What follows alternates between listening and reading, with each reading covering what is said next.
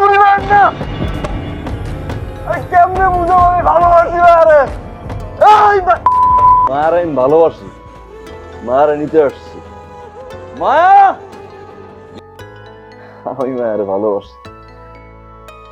আজকে আপনার সামনে দিয়ে মায়ের নিয়ে যাবো।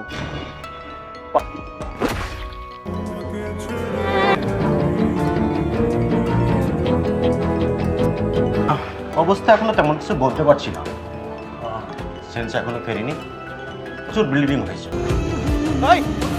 তুই আবার এইসব